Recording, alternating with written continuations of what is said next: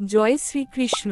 আপনি কি জানেন, শ্রীকৃষ্ণের জীবনের এমন অনেক রহস্য ও আশ্চর্য তথ্য রয়েছে যেগুলো হয়তো আমরা অনেকেই জানি না। আজকের এই বিশেষ ভিডিওতে জানব শ্রীকৃষ্ণ সম্পর্কে 25টি অজানা ও আশ্চর্য তথ্য। ভিডিওটি শেষ পর্যন্ত দেখুন, কারণ শেষের কয়েকটি তথ্য সত্যিই অত্যন্ত চমকপ্রদ। 1. শ্রীকৃষ্ণের জন্ম কোথায় হয়েছিল? শ্রীকৃষ্ণের জন্ম হয়েছিল মথুরার কারাগারে। তার পিতা ছিলেন বসুদেব এবং মাতা দেবকী। পুরাণের বর্ণনা অনুযায়ী ভাদ্র মাসের কৃষ্ণপক্ষের অষ্টমী তিথিতে রোহিণী নক্ষত্রে তার জন্ম হয়েছিল। এই দিনটিই আজ জন্মাষ্টমী হিসেবে পালিত হয়। 2. কেন কৃষ্ণকে গোকুলে নিয়ে যাওয়া হয়েছিল?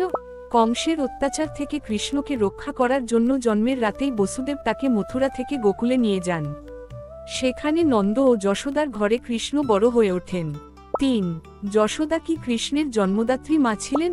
না, কৃষ্ণের জন্মদাত্রী মা ছিলেন দেবকী। তবে যশোদা তাকে নিজের সন্তানের মতো লালন পালন করেন। তাই কৃষ্ণের জীবনে দেবকী ও যশোদা দুই মায়েরই বিশেষ স্থান রয়েছে। 4. কৃষ্ণের গায়ের রং কেমন ছিল? শাস্ত্রীয় বর্ণনায় কৃষ্ণকে শ্যামবর্ণ বলা হয়েছে।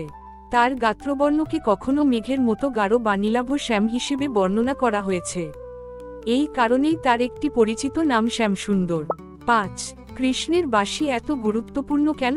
কৃষ্ণের সঙ্গে বাঁশির সম্পর্ক অত্যন্ত বিখ্যাত। বৃন্দাবনে তার বাঁশির সুরে মানুষ, গোপ গোপী এমনকি প্রকৃতিও মুগ্ধ হয়ে যেত, এমন বর্ণনা বৈষ্ণব সাহিত্যে পাওয়া যায়। তাই বাঁশি কৃষ্ণের অন্যতম প্রধান প্রতীক হয়ে উঠেছে। 6. কৃষ্ণের মুকুটে ময়ূরের পালক কেন? ময়ূরের পালক কৃষ্ণের পরিচিত অলঙ্কারগুলোর একটি। তার মুকুটে ময়ূরের পালক তাকে আরও অনন্য রূপে প্রকাশ করে। আজও কৃষ্ণের ছবি বা মূর্তিতে ময়ূরের পালক বিশেষভাবে দেখা যায়। 7. কৃষ্ণের আরেক নাম গোবিন্দ কেন? গোবিন্দ কৃষ্ণের একটি বিখ্যাত নাম। গো শব্দের সঙ্গে গরু, ইন্দ্রিয় ও পৃথিবীর মতো বিভিন্ন অর্থ যুক্ত করা হয়। গোপাল হিসেবে গরু পালন ও রক্ষার সঙ্গে কৃষ্ণের গভীর সম্পর্ক থাকার কারণে তাকে গোবিন্দ ও গোপাল নামেও ডাকা হয়। 8. কৃষ্ণ কি শুধু একজন রাজা ছিলেন?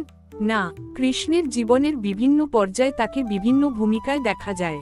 তিনি ছিলেন গোপাল, বন্ধু, কূটনীতিক, রাজপুরুষ, দার্শনিক এবং পাণ্ডবদের পরম সহায়ক। মহাভারতের সময় তার রাজনৈতিক ও কূটনৈতিক ভূমিকা অত্যন্ত গুরুত্বপূর্ণ ছিল। 9. দ্বারকার সঙ্গে কৃষ্ণের সম্পর্ক কি? মথুরায় বারবার আক্রমণের পরিস্থিতিতে যাদবদের নিরাপত্তার জন্য কৃষ্ণের সঙ্গে দ্বারকার প্রতিষ্ঠার কাহিনী যুক্ত। পরবর্তীতে দ্বারকা কৃষ্ণের রাজ্যের প্রধান কেন্দ্র হিসেবে পরিচিত হয়। 10. কৃষ্ণ কেন দ্বারকাধীশ নামে পরিচিত? দ্বারকাধীশ শব্দের অর্থ দ্বারকার অধীশ্বর বা অধিপতি।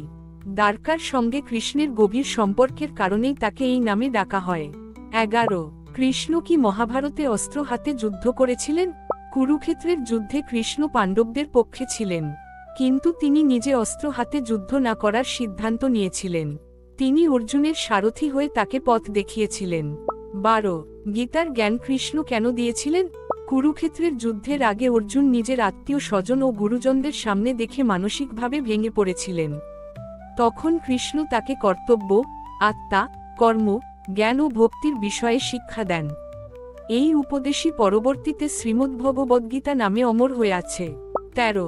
কৃষ্ণের পরম বন্ধু কে ছিলেন? কৃষ্ণ ও অর্জুনের বন্ধুত্ব মহাভারতের অন্যতম গুরুত্বপূর্ণ সম্পর্ক। তাদের বন্ধুত্বের মধ্যে বিশ্বাস, ভালোবাসা ও আধ্যাত্মিক সম্পর্কের গভীরতা দেখা যায়। 14. সুদামার সঙ্গে কৃষ্ণের সম্পর্ক কি ছিল? সুদামা ছিলেন কৃষ্ণের শৈশবের বন্ধু এবং গুরুকুলের সহপাঠী। পরবর্তীতে সুদামা অত্যন্ত দরিদ্র অবস্থায় কৃষ্ণের কাছে গেলে কৃষ্ণ তাকে অত্যন্ত ভালোবাসা ও সম্মান দিয়ে গ্রহণ করেন। এই কাহিনী বন্ধুত্বের এক অনন্য উদাহরণ হিসেবে পরিচিত। 15. কৃষ্ণ কি মাখন চুরি করতেন? বৃন্দাবনের কৃষ্ণকথায় মাখনচোর কৃষ্ণের গল্প অত্যন্ত জনপ্রিয়। গোপীদের ঘর থেকে মাখন নেওয়া এবং বন্ধুদের সঙ্গে ভাগ করে খাওয়ার নানা কাহিনী কৃষ্ণের বাল্যলীলার অংশ হিসেবে বৈষ্ণব সাহিত্যে প্রচলিত। 16. কৃষ্ণ কি কালীয় নাগকে পরাজিত করেছিলেন? পুরাণের কাহিনী অনুযায়ী যমুনায় কালীয় নামে এক বিষধর নাগের কারণে জল দূষিত হয়ে পড়েছিল। কৃষ্ণ কালীয়কে দমন করেন এবং তার ফোনার উপর নৃত্য করেন। এই কাহিনী কৃষ্ণের অন্যতম বিখ্যাত বাল্যলীলা। 17. গোবর্ধন পর্বত তোলার কাহিনী কি? বৃন্দাবনের মানুষকে প্রবল বৃষ্টি থেকে রক্ষা করার জন্য কৃষ্ণ গোবর্ধন পর্বতকে নিজের কনিষ্ঠ আঙুলের উপর তুলে ধরেছিলেন, এমন বর্ণনা ভাগবত পুরাণে রয়েছে। তার এই লীলার স্মরণে আজও গোবর্ধন পূজা পালিত হয়। 18 কৃষ্ণের সঙ্গে রাধার সম্পর্ক কি? রাধা ও কৃষ্ণের সম্পর্ক বৈষ্ণব ভক্তি সাহিত্যে প্রেম ও ভক্তির সর্বোচ্চ প্রতীক হিসেবে বিবেচিত। রাধাকে কৃষ্ণপ্রেমের গভীরতম ভক্তির প্রতীক হিসেবে দেখা হয়। 19 কৃষ্ণের কতজন স্ত্রী ছিলেন? পুরাণে কৃষ্ণের প্রধান 8 স্ত্রীকে অষ্টভার্যা বলা হয়। তাদের মধ্যে রুক্মিণী, সত্যভামা, জাম্ববতী সহ আরও কয়েকজনের নাম উল্লেখ করা হয়েছে। কৃষ্ণের বিবাহ ও পারিবারিক জীবনের নানা কাহিনী বিভিন্ন পুরাণে বর্ণিত হয়েছে। 20 কৃষ্ণের সঙ্গে শঙ্খের সম্পর্ক কি? কৃষ্ণের শঙ্খের নাম ছিল পাঞ্চজন্য। মহাভারতের যুদ্ধের সময় কৃষ্ণ তার পাঞ্চজন্য শঙ্খ বাজিয়েছিলেন। কৃষ্ণের সঙ্গে এই শঙ্খের সম্পর্ক হিন্দু ধর্মীয় প্রতীকে অত্যন্ত গুরুত্বপূর্ণ। 21 কৃষ্ণের সুদর্শন চক্র কি? সুদর্শন চক্র কৃষ্ণের অন্যতম প্রধান ঐশ্বরিক অস্ত্র হিসেবে পরিচিত।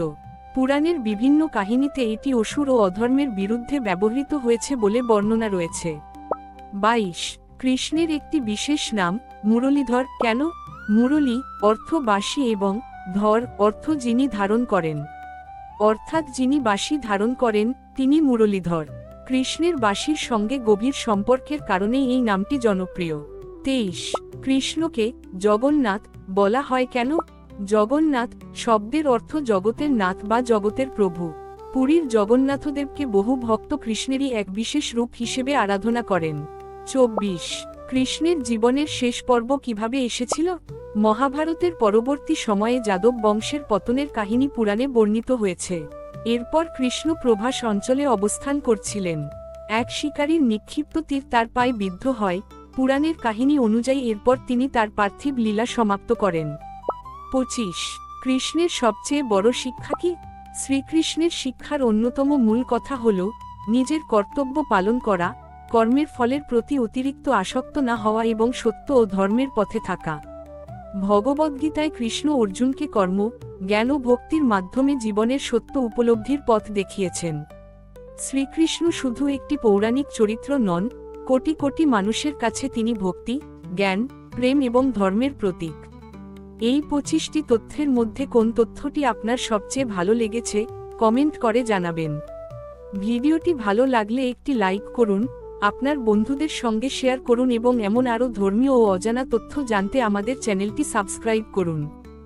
জয় শ্রীকৃষ্ণ।